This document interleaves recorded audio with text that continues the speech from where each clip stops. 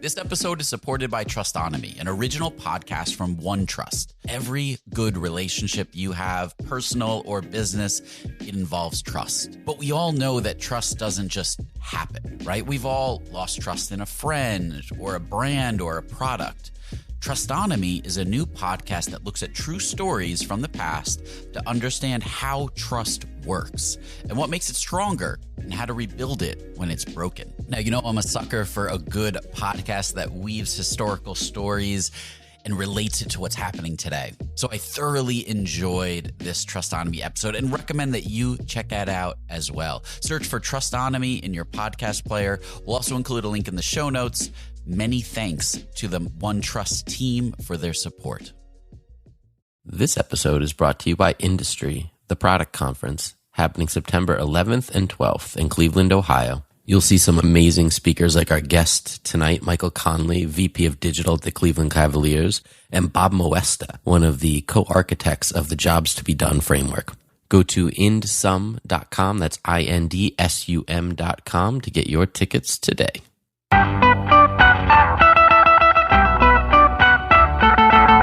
Welcome to the Rocketship podcast. I'm Matt Goldman. I'm Michael Saka. And I'm Joelle Steiniger. Today we talked with Michael Conley, the VP of Digital for the Cleveland Cavs. What do you guys think of this one? It was really, really interesting.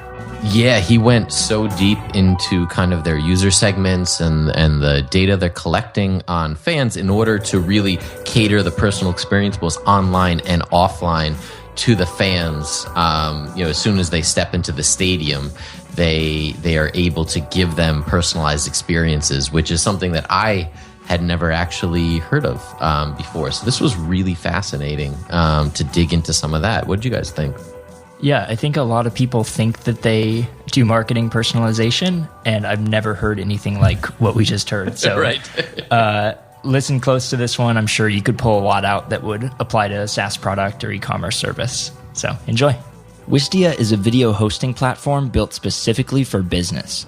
If you're using video as a part of your marketing strategy, you need to be able to measure its impact. Wistia is helping over 175,000 businesses do just that, with premium video hosting, lead generation tools, and in-depth video analytics.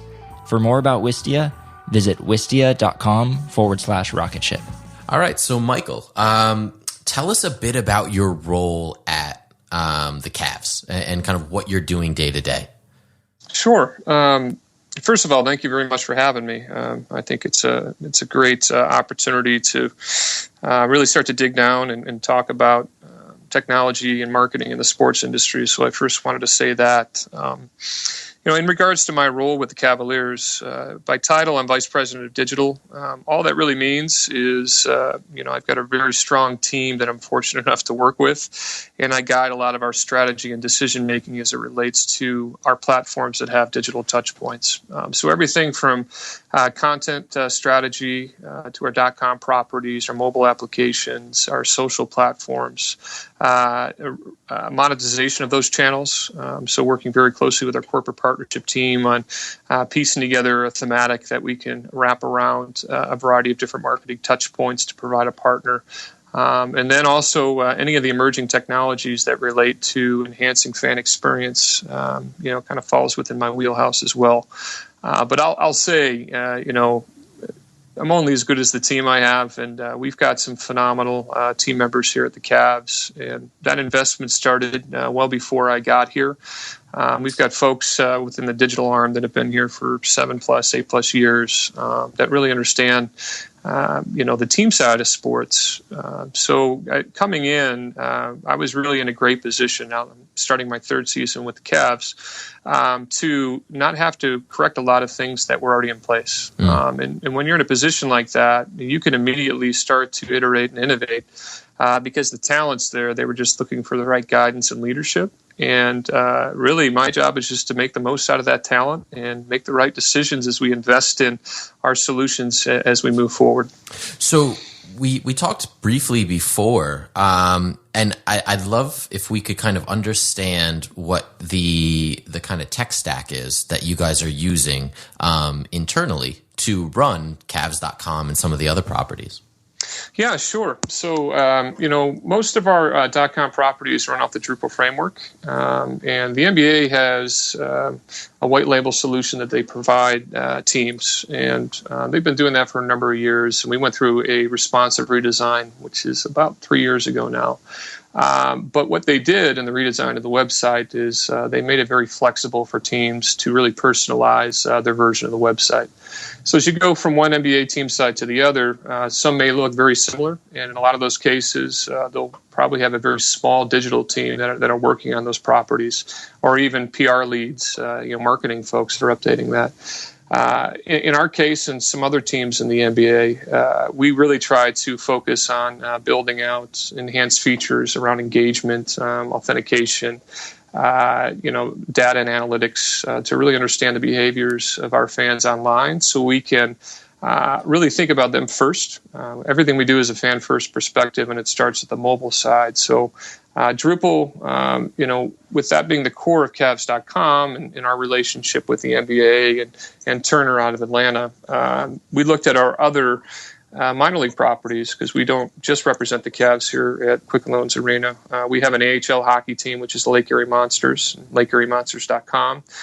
Cleveland Gladiators, which is an AFL football team that also plays here, and we've got a website, dedicated to that franchise. And for years, we had a very antiquated solution as our CMS, which was, hey, back in the day, we need to have a website, but, do we really need to have a website, that type of thing. So we were really performing on very old technology that was powering the stack on the minor league side.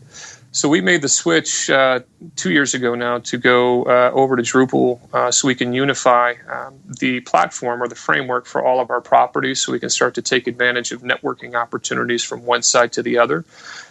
So both of the minor league properties were built from scratch by our team here.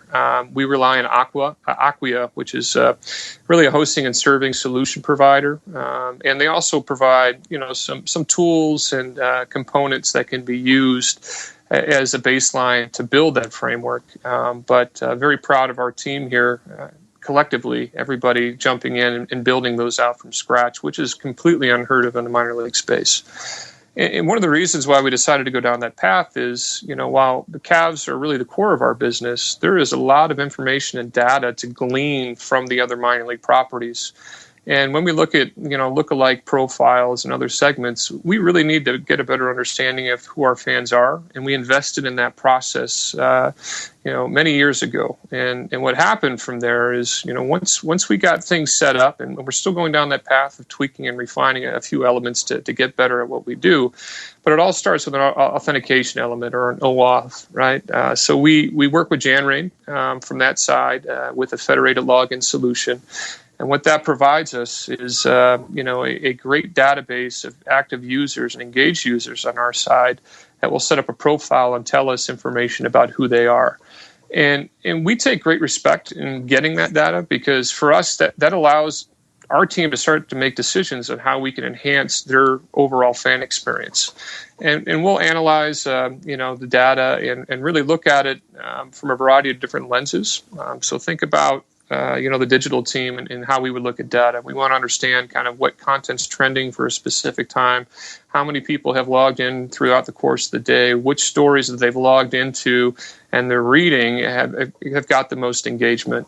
So then we can start to make decisions on how we move around content to try to optimize the site based upon the trends we see. Now, over time, we're working to try to automate that.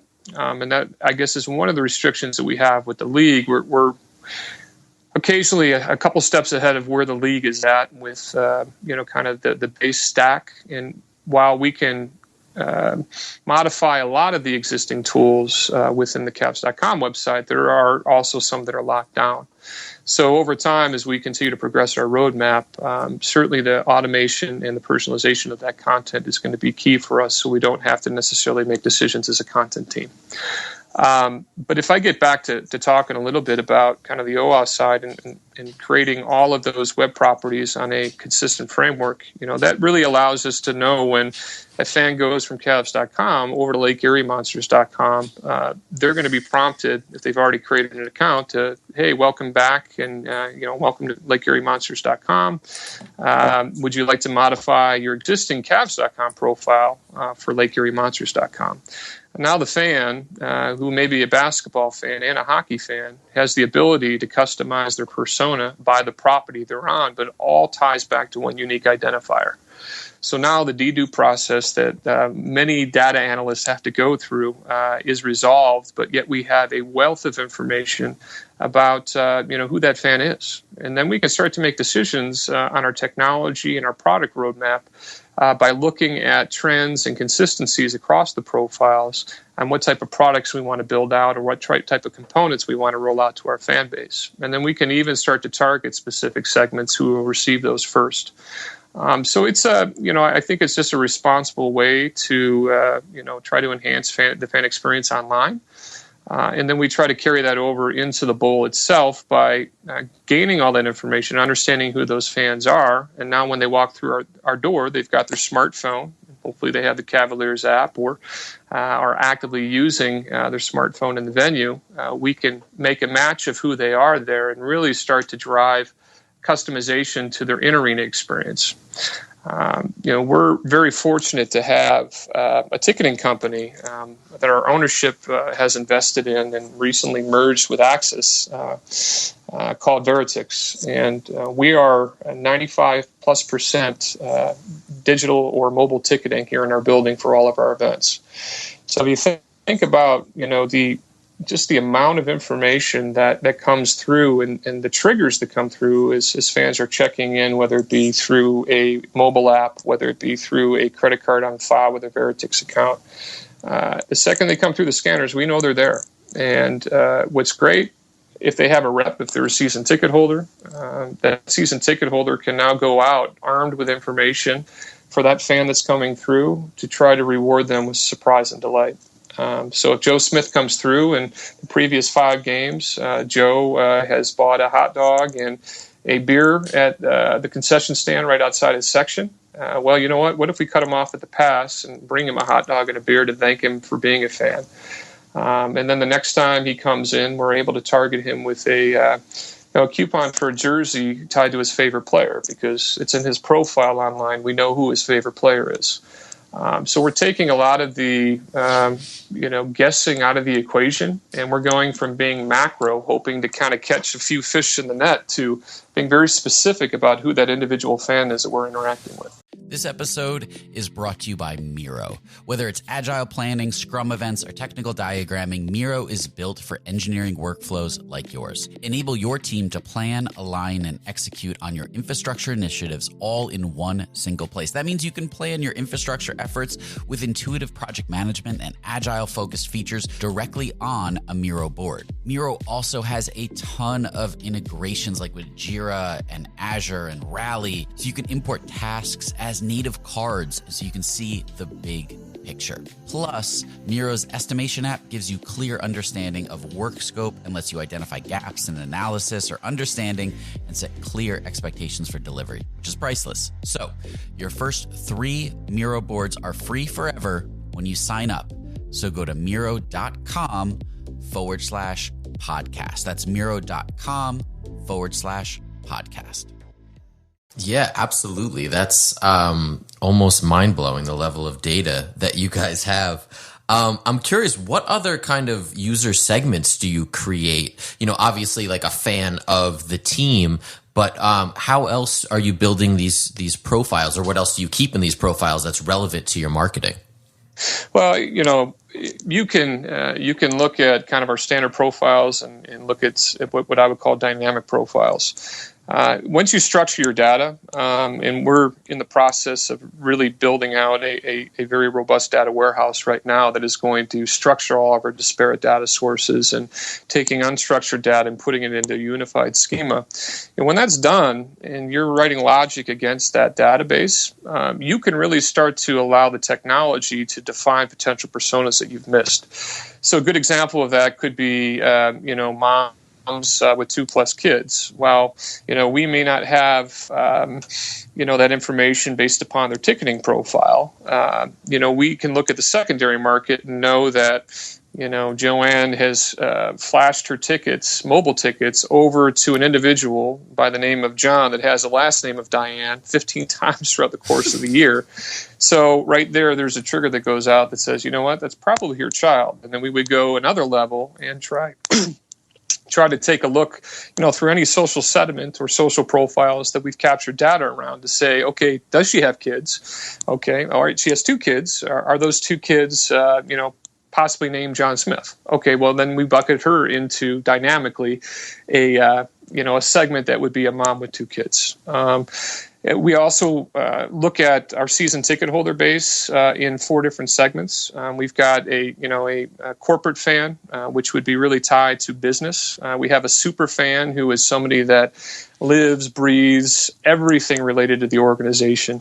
We have a social Cavs fan. That's somebody that likes to be seen and heard, that is vocal at the majority of our events, that likes to go out to all of the Wine and Gold member events that are like Coach Chalk Talks and meet and greet with players. They're always there anytime an event is active. And then we have, kind of our casual fan, which is somebody that has the tickets and they'll use them 30% of the time and move them another 70% of the time. And we can focus on that segment to figure out ways that we can start to bolster and move the casual fan into a super fan or other areas. From a marketing perspective, we really look at fans from a passive and active engagement. So a passive fan, somebody that comes in that may have set up a profile at some point or maybe never has, and we've identified them as like a John Doe. We then try to start to target that individual to provide more information or sign up for a profile so we can start showing them the perks of personalizing their experience with the organization. And then somebody that is very active, from that sense, marketing really becomes twofold, and this would be across all the segments, right? We're an organization that tries to, get more fans to come to more games. So we're marketing out to them to sell our product, but we're also representing our corporate partners, helping them align with our brand to sell our partners' product or make our fans aware of our partners' product and the alignment that they have with the team. And in those cases, we try to take a look at, is there a synergy between this fan and this partner previously? Is there a history of purchase? Is there any mention socially of this brand, whether it be on Facebook, whether it be on Instagram, whether it be on Twitter? Have they ever mentioned that in a blog or a forum that may be attached to a profile that is a mirror profile of what they have with us? And then in that case, it becomes a different type of marketing campaign that we would want to go after that individual, right? So think about dynamic content optimization. The more we know, the more we can start to deliver unique messaging and unique, marketing messages that are catered to that individual that don't become stale. And in a lot of cases, it's okay, how do we ride the strengths of what we do as an organization, as the Cavs, right? We provide entertainment, we provide affinity, we provide a very active and robust fan base. So when we're partnering with a partner, our job is to really steer them into a direction where they understand the value of what sports marketing brings to the table. And it's not about spots and dots and signage. It's about us moving the needle on behalf of our partner by getting boots through the door, by trying to get them to perform an action or create awareness or whatever that may be. And then we're not wasting our partner's time and money and effort because we can really start to drill down to focus on a segment or a persona that they know matches up perfectly with their brand. So that's just kind of on the surface, some ways that we look at it. When it's all said and done, I think by the time we really start to round out our persona library, we'll probably be somewhere upwards of 60 plus. I would say 75% of those will probably become very unique, one-off type of targeting opportunities as requested by our marketing department or our social team or whatever that may be. But the more we build, the more we can start to look at and analyze the success of that segment to start to make changes to become better the next time around. So how do you change the conversation in the off season? When games are going on and you can get those boots through the door, people are excited and engaged and they see it on TV, even if they're not there. But in the off season, how do you kind of keep that excitement there and come up with kind of a new conversation to have when the ask isn't, to come down to a game today? Yeah, that's a great question. I guess in a way that's kind of taken care of itself with now sports really becoming a 365-day-a-year league conference platform. The NFL, if you think about it, you look at the season, you got 16 games and 4 in the preseason, but you've got the draft that's on the heels of that. You've got mini camps, training camps that pop up that everybody's going to be interested in, and then you go right into training camp on the back end that starts the regular season. The NBA has almost set it up in a similar way. So the NBA Finals goes all the way through the end of June. And then you flip the page and the NBA draft's right on top of you. When the NBA draft's done, then all of a sudden the Summer League starts where all the players you just drafted and other players that didn't play much in the previous season or were on your NBDL team are all now playing and being in a spotlight where they can showcase their skills. That slows down. You fast forward, the schedule's released. And once the schedule's released, then all of a sudden people start looking at ticketing and game opportunities and traffic picks up. So I think there's a consistent amount of, tentpole events that take place to still keep a team relevant during the off season.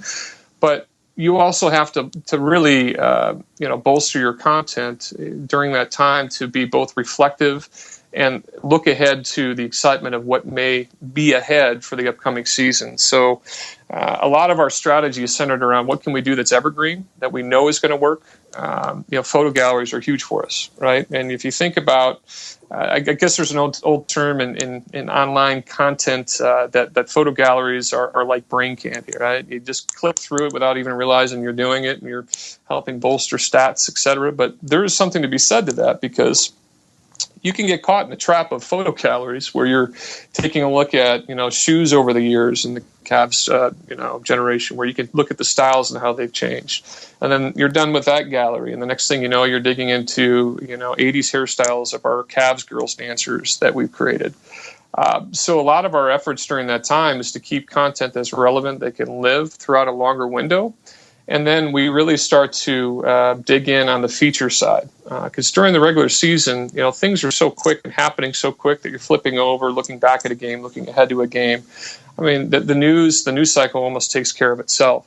During the off season, we can focus on get to knows and go a lot deeper, with our players and our team that kind of provide that behind the scenes access. We try to get fun and do like quizzes where we'll quiz our fan base on events around the playoffs or a specific time of the season, and they get graded on that process.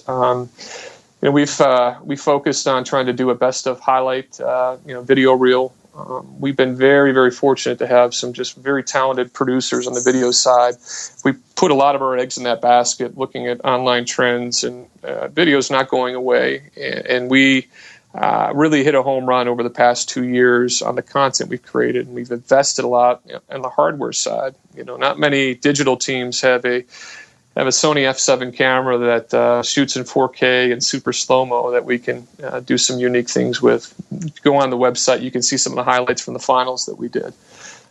So that content, is always relevant. It's always topical, and we try to ride it out to the best of our ability. And more importantly, I think we market, the brands to a greater extreme during the off season, but still do it with the understanding that there needs to be a threshold before we become annoying.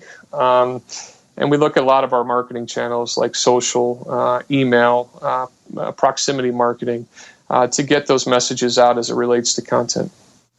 So when you're tracking so many different personas and doing marketing that's so personal around behavior, how do you structure your team to keep thinking about new ways to target these people while also not letting old campaigns get stale?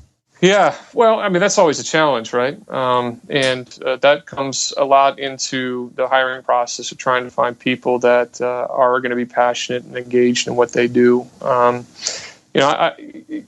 I don't want to bring somebody in necessarily that comes from the programmatic buying space that is just, trying to look at marketing assets as a commodity. I want somebody that's really going to care about, our partners and more importantly about delivering the right message to the right person. So everybody kind of comes in with that mindset that they're going to really focus on fan first. I mean, if there is a core mission statement, everything is fan first. Personalizing, customizing the fan experience is our number one goal. Everything else is below that. So, everybody that's on the team is a sports fan. Everybody, is encouraged to take a look at technology that's elsewhere, both at the highest or bleeding edge versus kind of the most antiquated, and understand how that process looks so they can also become a consumer of, sports in general. And then from there, when they apply, I think that passion to the Cavs fan and the process of marketing to the Cavs fan, it becomes a natural thing. Is it busy? Absolutely. I mean, there's a lot of things that you need to juggle to do that. But if you get into sports, you're going to work. There's no other way around that. It's not a 9-to-5 job. And when you add digital responsibilities or roles on top of that, multitasking and be able to focus across a variety of verticals and mediums is a must-have. So that kind of helps our teams, steer or stay focused in the right direction. Again, with that many personas, I do want to stress 75% of those probably aren't being used on a daily basis, right? The focus is really going to be on the core personas that we've created that really do center around our season ticket holders and other casual versus engaged, passive versus engaged fans that we have on our web properties. And then we can start to slice in a little bit deeper as the different campaigns or flights come up as specific by internal groups or by our partners. What's been one of the most successful campaigns that you guys have run, regarding, any of the demographics really, but just to get an example of what these campaigns look like? Sure. So, we're very fortunate to have an athlete in Kyrie Irving that's just got a great, marketing equity built up with Pepsi with the Uncle Drew campaign. So I don't know if you're familiar with Uncle Drew, but it's a Kyrie Irving's alter ego where he is a 70-plus-year-old man that goes out randomly to a court, in a variety of different cities and literally takes him to school, right? And they film it. It's very natural. So the content that's created out of that, is already great and has already kind of created a loyal following. So we're partners with Pepsi, and they came to us in advance of Chapter 3 to say, hey, it's been a year and a half since we've launched a Uncle Drew commercial, and we're worried a little bit maybe some of the sizzle has gone away. We want to partner with you to help amplify the fact and create some excitement around the fact that there's going to be a new chapter. And each chapter kind of comes with its own storyline. In this case, I think Maya Moore was being brought on and recruited on to round out his starting 4 of his starting 5. So the series still has some more life after this. But long story short, they were kind of racking their brain. Their strengths were being able to market that via YouTube. And their social channels, while they were strong in follows and likes, weren't necessarily heavily engaged. Right? And I always look at it, I don't wake up every day thinking, man, I can't wait to drink a Pepsi. But I do wake up every day saying, man, I can't wait to go to a Cavs game. I got Cavs tickets for tonight. I can't wait to go. I'm thinking about it all day. I'm excited about it all day. I'm talking about it all day. So our job was really to take the fans that were already excited about our brand and Kyrie, and then take the Pepsi, the great content and the great platform that Pepsi created, and bring that to our fans to get them excited, to make them brand advocates, and then allow them to start selling the story forward on our behalf and Pepsi's behalf. So we created a seed campaign, and the seed campaign was focused socially, both on Facebook and Twitter and Instagram. And what we did is, if you remember the old highlight magazines, and I don't know if you guys read those as a kid, absolutely. But you go to the back cover and they had those little clues that were so magnified that you're like, what the heck is that? And you can look in and be like, oh, that's a caterpillar. That's right. And I didn't recognize that. So we took clips of previous iterations of the video and new iterations of the video and did the same thing, posting them to social with very vague messaging. Something big is coming, and it was just a fraction of his shoe, and that was day one.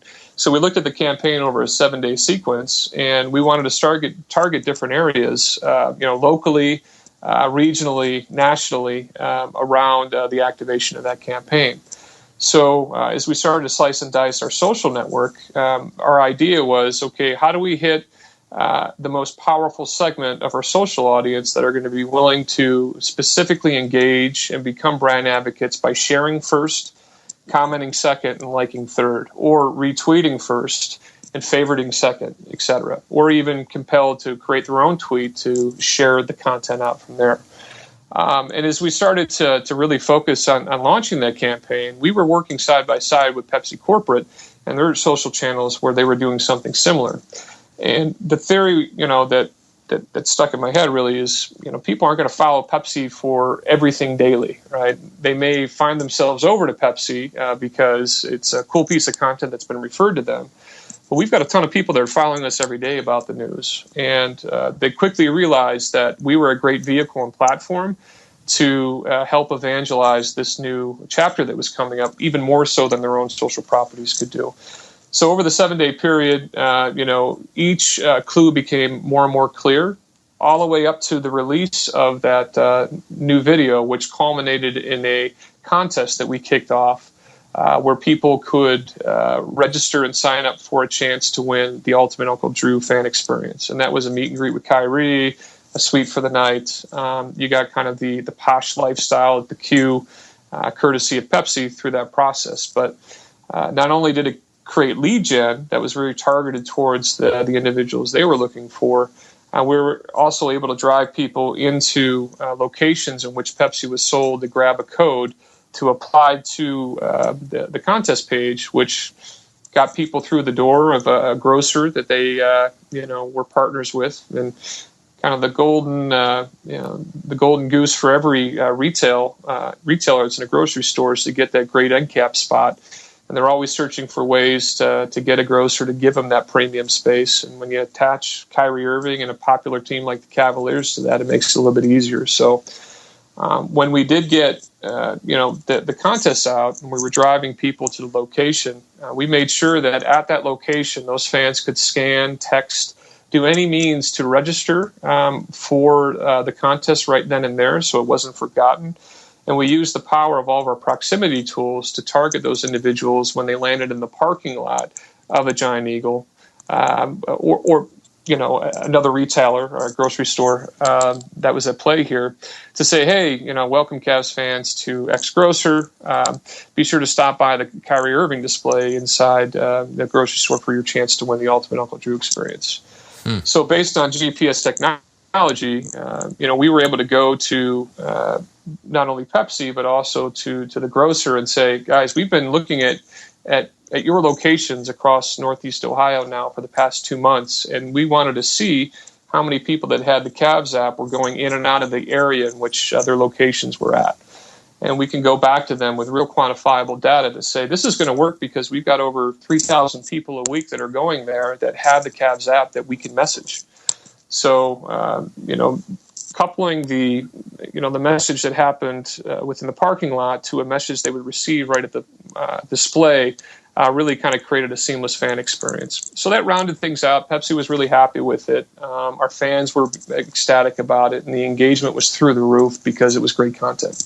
Wow. Yeah, that's really cool. And I love the offline, online synergy that you have happening there.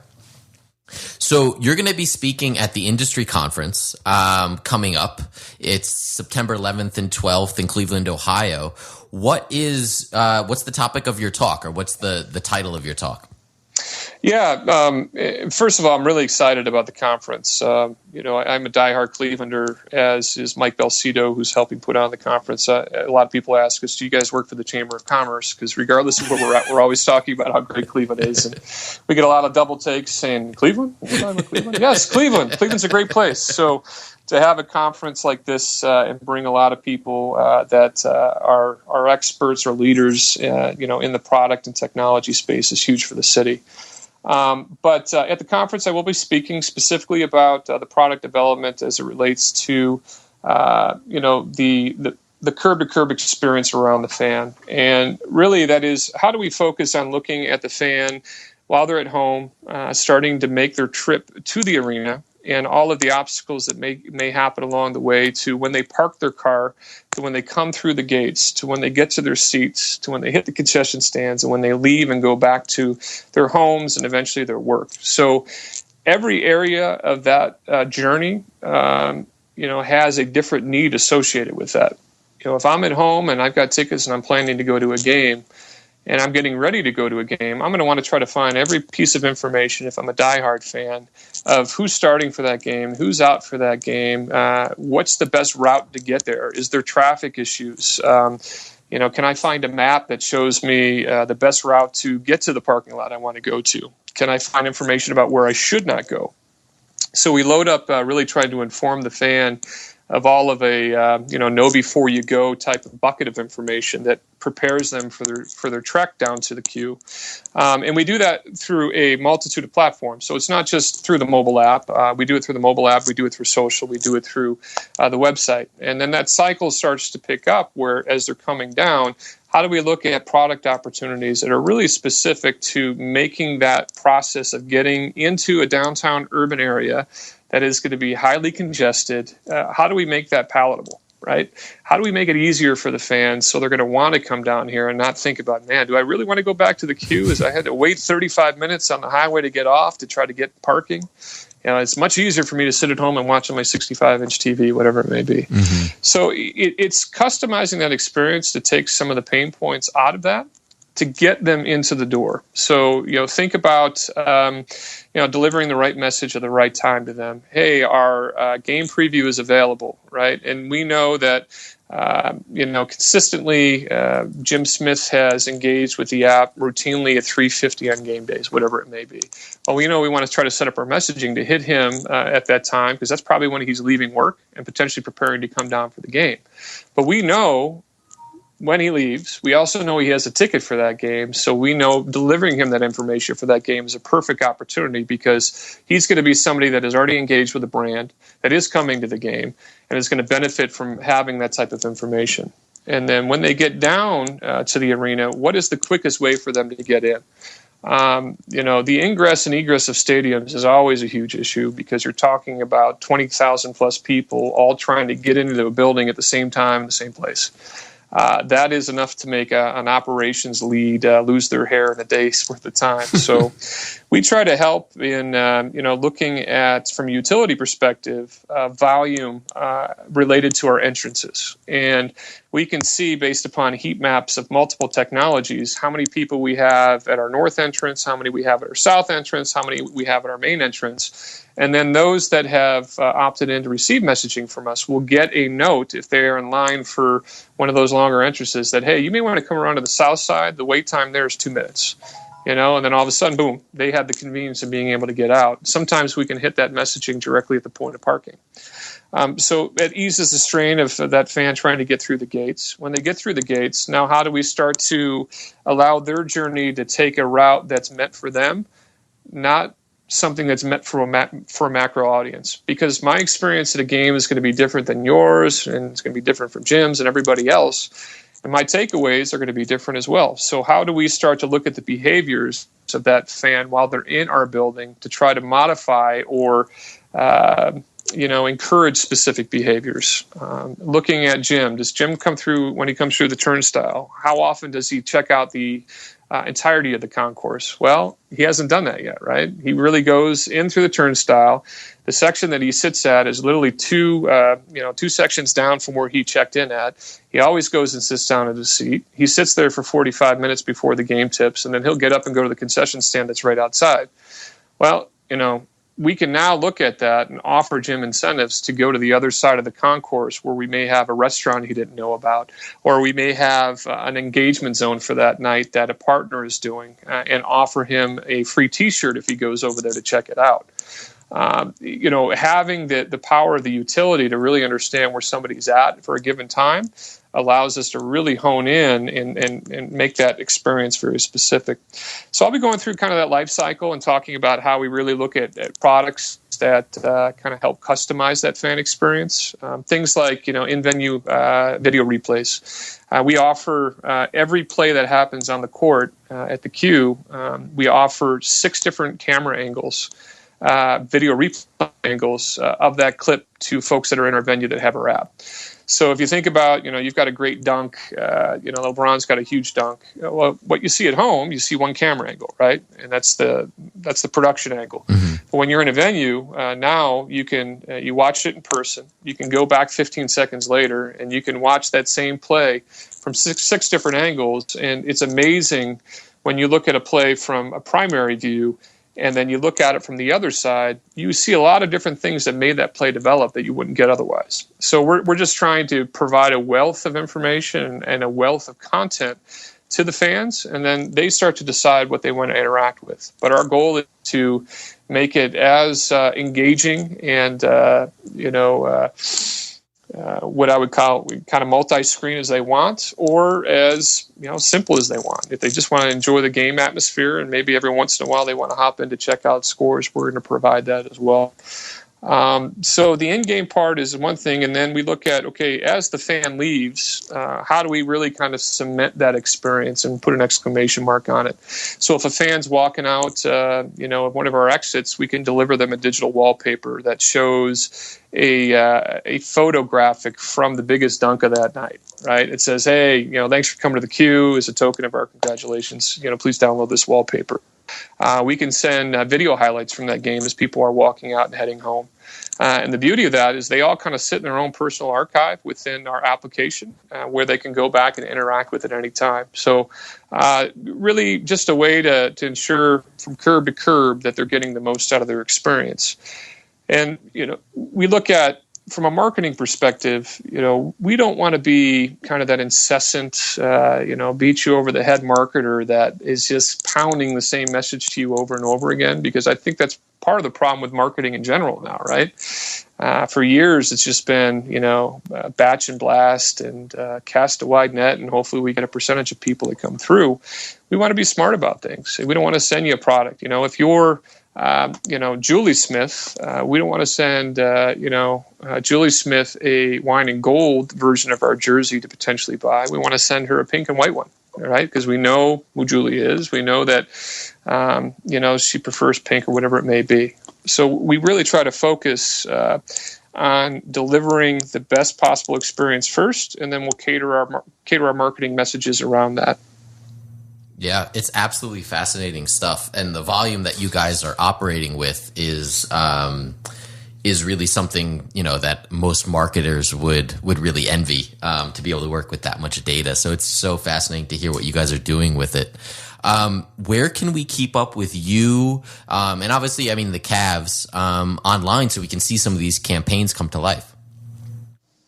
Sure, yeah. So if you log on to Cavs.com, obviously that's a web property. A lot of content flows through there. LakeErieMonsters.com is the other minor league property, ClevelandGladiators.com, CantonCharge.com, theQArena.com. So that's kind of the holistic umbrella of the Cavaliers operating company as a whole that my digital team is responsible for overseeing. The mobile application that we have, it's if you search Cleveland Cavaliers, whether it be on iTunes or on the Google Play Store, we have a version that's for the mobile phone. We also have a version that's available for tablet. Both have a lot of similarities, but they are also optimized for the device, which is different. I'll also say, too, all of our web properties now are fully responsive, so it doesn't matter what device you're coming to from. You'll have a consistent experience. You'll be able to find the same content that you find when you're on a desktop versus a mobile device. In regards to our newsletter communications, you can also opt in to receive updates from us. You can customize your selections. In doing so, it'll allow us to send out campaigns or kind of connect campaigns around your actions if you're in this area. And then lastly, our Wine and Gold segment, or our Wine and Gold season ticket holders. If you're local here in Cleveland and you're not a Wine and Gold member, that doesn't mean that you have to be a season ticket holder. It just means that you want to be active in the Wine and Gold community, and there's a variety of ways for you to get involved there. And there's a lot of perks and personalized perks that come along with being a member of that group. And a lot of our focus has been centered around how do we give them an experience that goes above and beyond the common single ticket fan. So if you're a diehard and you come in, make sure that you sign up to become a Wine and Gold member, and all those unique opportunities will start to funnel through. Awesome. Well, thank you so much for coming on, and we'll keep up with you guys online. It sounds good. And again, thank you very much for having me. This was a lot of fun. Thanks for listening to this episode of the Rocketship podcast. If you enjoyed it, we have tons of other awesome episodes on our website. Check them out, rocketship.fm. And be sure to check out our app discount section, where we have discounts on products that we use every day, like Woo Themes, Wistia, Treehouse. Go to rocketship.fm/essentials and get your discounts today.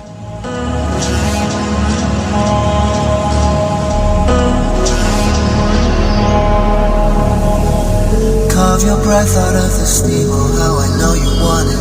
Spilling every little piece of me, I know you got it. Feel this bed is like a tongue, emotion spelling on it. All these problems, but with you I only think of loving. Time it flies by, cause I feel like I don't love another. When I'm with you, oh I pray that we will last the summer. God, I pray that you look back on me with all this love and feed it back to me. I pray for that, I pray for.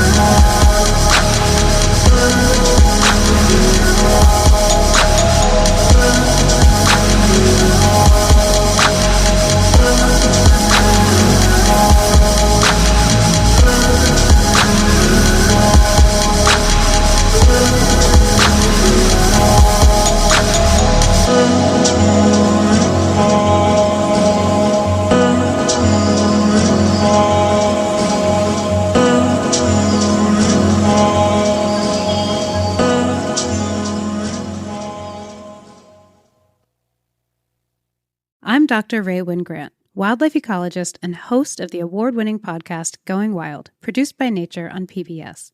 In the brand new season of Going Wild, we're tackling the big question, how can humans look at our relationship to nature differently? And with the help of special guests like Christian Cooper, host of Nat Geo's Extraordinary Birder, and Ayanna Elizabeth Johnson, co-creator of the How to Save a Planet podcast. Follow Going Wild with Dr. Ray Wingrant on your favorite podcast app. Are you looking for a podcast that'll make you laugh? You came to the wrong place. That's not us. That's not us. Well, it is. We are a husband and wife who chat about raw, real relationship topics. Like sex. Like money. Like marriage and kids. But we're not afraid to talk about how your newborn baby probably isn't as cute as you think it is. If you're in need of entertainment while you're driving to work, because that sucks, we can join you in the suckage, kind of like being in your ear. Not physically. So if you want to laugh, come check us out. Brought to you by the Laughing Couple Podcast.